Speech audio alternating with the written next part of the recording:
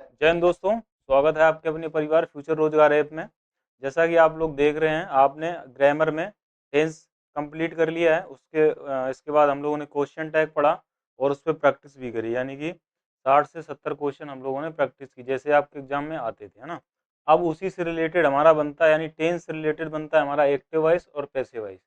आज इसको देखेंगे और इसमें कैसे बनता है, क्या बनता है, ये चीज़ है ना। और आपके एग्जाम में कैसे क्वेश्चन आते हैं वो चीज़ हम लोग आज सीखेंगे।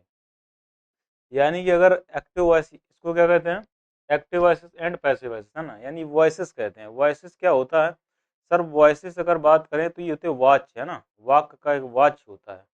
हिंदी में आपने पढ़ा होगा, वो चीज़ हिंदी में बोला जाता है।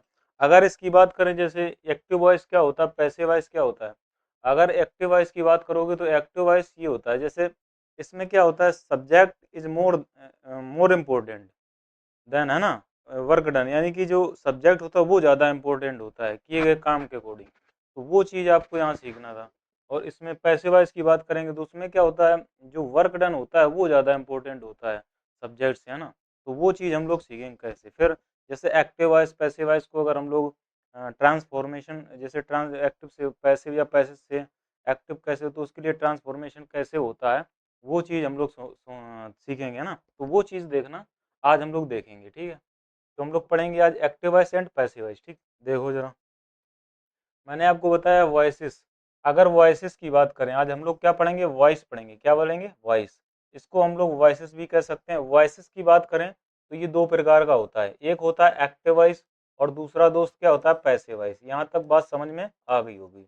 अगर सर एक्टिव वॉइस की बात करें, किसकी, एक्टिव वॉइस की बात करें, तो एक्टिव वॉइस होता क्या है, हम कैसे जानेंगे सर ये एक्टिव वॉइस है या पैसिव वॉइस है, तो इसके बारे में हम लोग पूरी जानकारी लेंगे। जैसे मैंने बताया, doer is more important then the work, यानी कि डूअर की बात करें तो दोस्त इसी को हम लोग कहते हैं सब्जेक्ट। क्या कहते हैं? सब्जेक्ट। यानी कि subject is more important then the work, यानी कि इसमें क्या होता है, एक्टिव वॉइस में इसमें सब्जेक्ट इंपॉर्टेंट होता है किसकी अपेक्षा, वर्क डन, किए गए कार्य की, है ना। इसमें क्या इंपॉर्टेंट होता है, इसमें सब्जेक्ट ज्यादा इंपॉर्टेंट होता है। ये बात किसकी सर होती है? ये होती है एक्टिव वॉइस की। अगर बात करें दोस्त किसकी, पैसिव वॉइस की, तो पैसिव वॉइस की जब बात होती है तो उसमें वर्क डन मोर इम्पोर्टेंट, इसमें किया गया कार्य जो होता है वो ज्यादा इंपॉर्टेंट होता है देन द डूअर, यानी कि सब्जेक्ट से, ठीक है। तो ये बात तुम्हें समझ में आ गई होगी, यानी वॉइसेस क्या होता है, active voice and passive voice, ठीक है। अब बात आती है ये, जैसे आप बात करें सर हिंदी में कैसे समझेंगे कि एक्टिव वॉइस और पैसिव वॉइस क्या होता है, वो चीज़ थोड़ा बताइए। जैसे मैंने कहा कि, जैसे मैं हिंदी में एक क्वेश्चन बोल रहा हूँ, मतलब एक सेंटेंस बोल रहा हूँ, उसको देखना।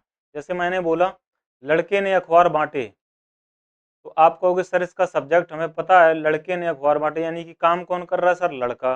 तो ये तो बात होती है एक्टिव वॉइस की। अगर मैं बात बोलूँ अखबार बांटे गए, जरा बताओ इसमें सब्जेक्ट क्या है। आप कहोगे सर पता ही नहीं चल पा रहा अखबार किसके द्वारा बांटे गए, ठीक है ना। तो ये बात हो जाती है पैसिव वॉइस की। जैसे मैं बात करूं, मैंने चाय पी, अब मैं बोल दूं चाय पी गई, तो आप बता ही नहीं पाओगे सर किसने चाय पी। अगर मैं बोल रहा हूँ मैंने चाय पी, तो आप तुरंत बताओगे सर आपने चाय पी, है ना।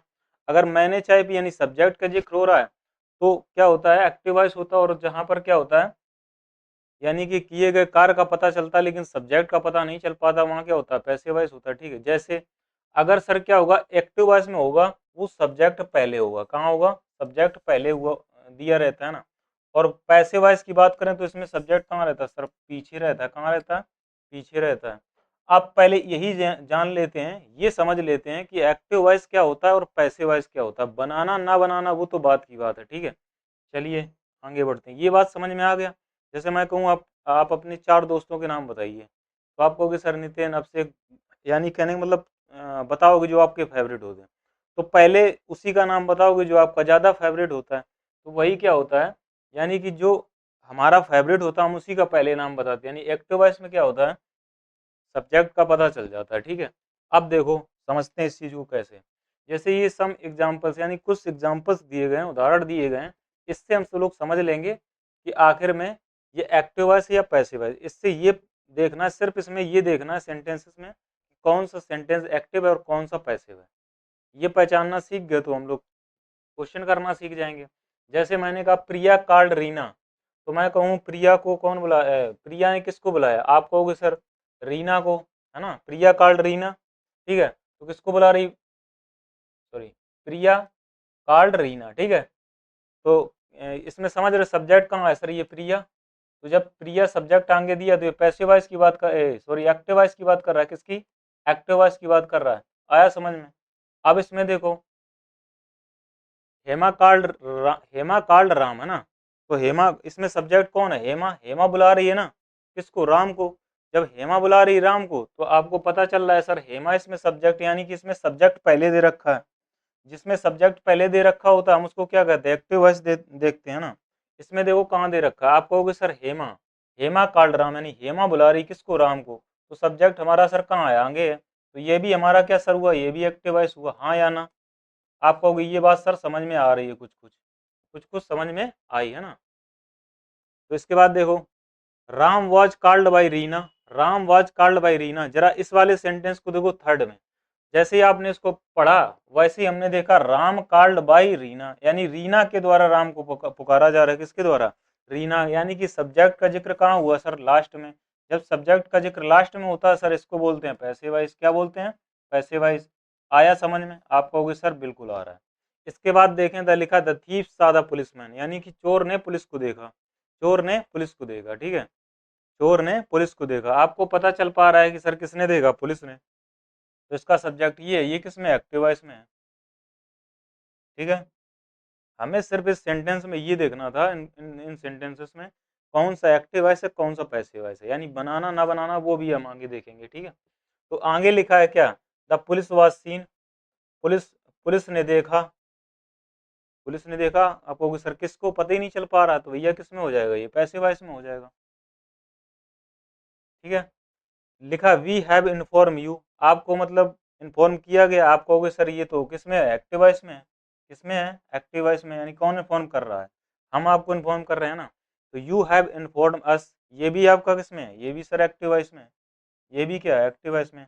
अगर बात की जाए वी हैव बीन इन्फॉर्म, आपको जानकारी दी गई, आपको जानकारी दी गई, किसके द्वारा दी गई, पता ही नहीं चल पा रहा है, सर ये क्या हो जाएगा, पैसिव वॉइस हो जाएगा, क्या हो जाएगा, पैसिव वॉइस हो जाएगा, ठीक है। तो ये थे कुछ क्वेश्चन, यानी कि इससे हमने ये सीखा कि सेंटेंस का कैसे क्या एक्टिव रहेगा और कैसे पैसिव रहेगा, ठीक है।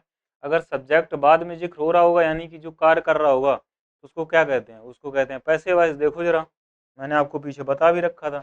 अगर हमारा डूअर है, डूअर मीन्स क्या होता है, सब्जेक्ट, अगर हमारा सब्जेक्ट कहाँ होगा, लास्ट में होगा, तो वो पैसिव वॉइस होगा। देखो जरा इसमें है, आप कहोगे सर बिल्कुल है, रीना, है ना, रीना के द्वारा तो बुलाया जा रहा है ना राम को, ना आप सोचो Ram was called by Reena, यानी राम को बुलाया जा रहा है किसके द्वारा, रीना के द्वारा ना। तो ये वाला एक और इसमें होता है, अगर वो, अब मैं आपको आगे बताऊंगा कैसे क्या होता है ना, ये चीज़ समझ गए ना।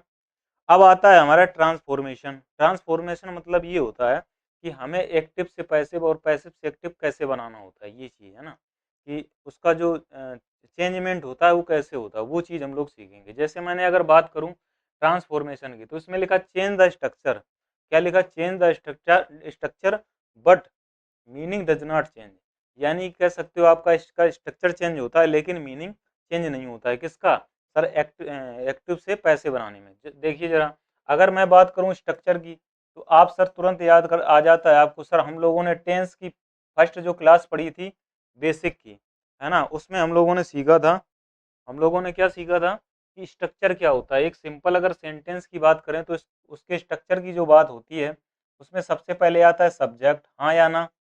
इसके बाद आता है सर हमारा क्या, हेल्पिंग वर्ब या मेन वर्ब, यानी कि वर्ब आती है। तो वर्ब को मैंने आपको बताया था दो प्रकार की होती है, हेल्पिंग वर्ब और मेन वर्ब, ठीक है।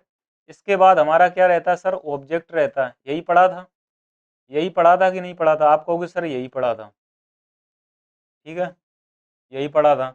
यानी कहने का मतलब जो स्ट्रक्चर हमारा रहता है, हमारा स्ट्रक्चर जो रहता है एक्टिव वॉइस में कैसा रहता है, देखो, यानी कि हमारा दिया होगा सब्जेक्ट, इसके बाद क्या दिया होगा, हेल्पिंग वर्ब या मेन वर्ब, ठीक है, मेन वर्ब, इसके बाद हमारा रहता है ऑब्जेक्ट। ये होता है हमारा सेंटेंस का स्ट्रक्चर, ठीक है, ये होता है स्ट्रक्चर। यानी कि हमने इसमें क्या बताया आपको, change the structure but the meaning does not change, यानी कि हमें एक्टिव से पैसे बनाने में क्या होगा, इसका स्ट्रक्चर चेंज हो जाता है लेकिन मीनिंग चेंज नहीं होता। जरा